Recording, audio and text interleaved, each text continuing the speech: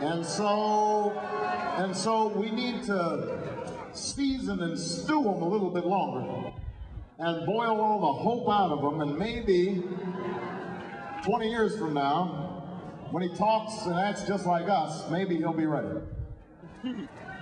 Now, they ignore, of course, the 20 years that I've worked as a civil rights attorney and law professor and as a state legislature and as a U.S. senator.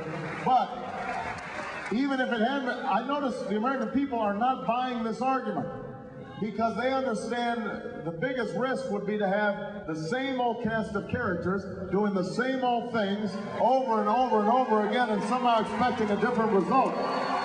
We can't afford that risk. We need to try something new and move in a fundamentally different direction in this country and change how Washington works instead of having our elected officials changed by Washington.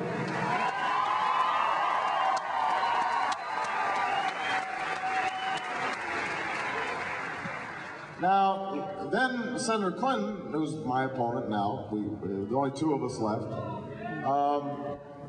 her argument, I think, yesterday was, well, Obama's a talker and I'm a doer. You know, he makes speeches, I offer solutions. Now, I understand, you know, as we get further and further along in this process that some of the arguments get sillier and sillier.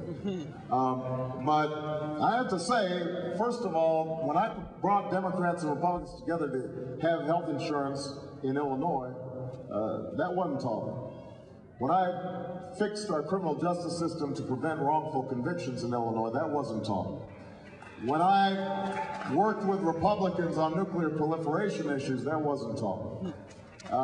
So she's exactly right that speeches aren't enough. That's why I've been working for the last 20 years to provide real solutions to the American people. And, you know, in contrast, I have to say that Senator Clinton has done some good things, but NAFTA has not provided jobs in America, something she supported strongly.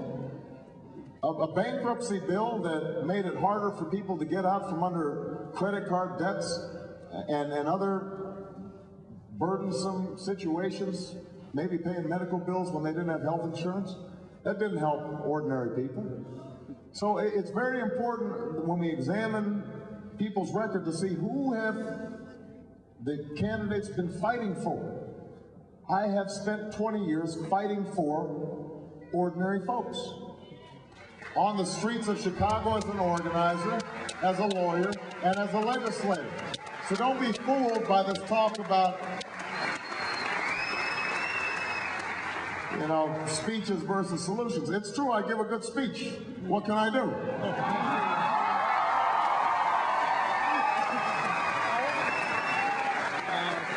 Nothing wrong with that. But understand the reason why the ability to motivate people and inspire people is important, because the problems we face right now are not technical. Everybody's got a 10-point plan on everything. You go to Senator Clinton's website, my website, they look identical. There's all kinds of stuff on, here's what we're going to do on this, and here's what we're going to do on that. The problem is not the lack of proposals. The question is, who can bring Democrats, Independents, and Republicans into a working majority to bring about change? That's what we're doing in this campaign. This is what a working majority looks like. That's how we're going to move the country forward. That's what I offer that she can't do.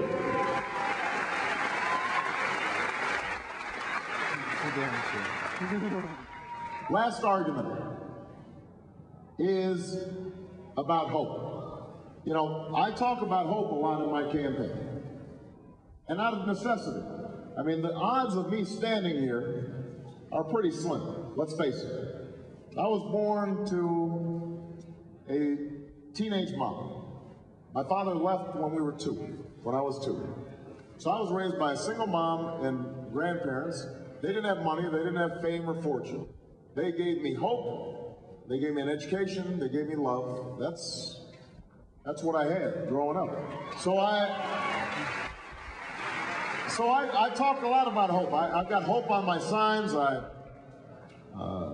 gave a speech at the Democratic National Convention about hope. I wrote a book called The Audacity of Hope.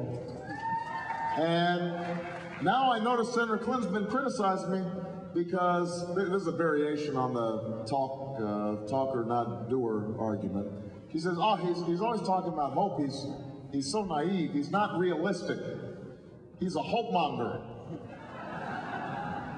Actually, I made that one up. She didn't say that. She said I was peddling false hopes. Peddling false hopes. The implication is that if you talk about hope, if you are hopeful, then you must be naive. Your head must be in the clouds.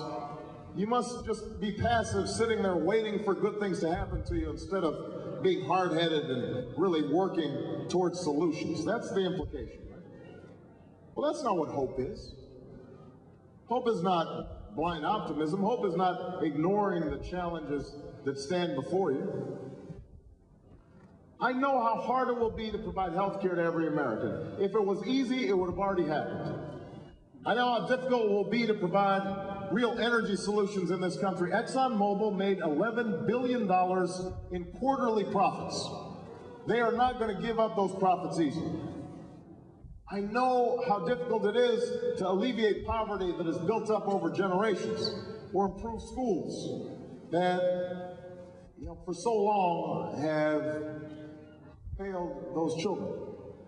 None of these things are easy. I know because I've fought on the streets as an organizer. I've fought in the courts as a civil rights attorney. I fought in the legislature, and I have passed some good legislation, but I've seen good legislation die. Because good intentions were not enough, because they weren't combined with political power and political will. I know how hard change is, but I also know this, that nothing worthwhile in this country has ever happened except somebody somewhere was willing to hope. That's how this country was founded.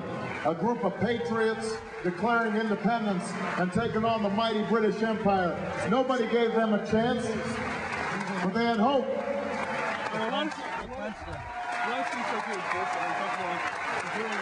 That's how slaves and abolitionists resisted that wicked system, and how a new president charted a course to ensure we would not remain half slave and half free. That is how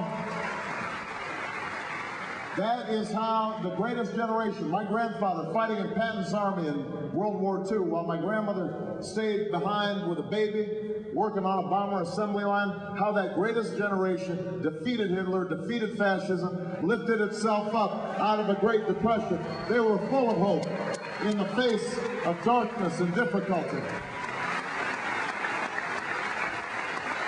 That's how women won the right to vote. That's how workers won the right to organize. That's how young people traveled south and they marched and they sat in. Young people your age, some were beaten, some died for freedom's cause. That's what hope is. That's what hope is. Imagining and then fighting for. And then working for what did not seem possible before. That is the opportunity we have in this election. There is a time, Oshkosh, in the life of every generation, if it's to make its mark on history, where that spirit has to come through. This is our moment. This is our time.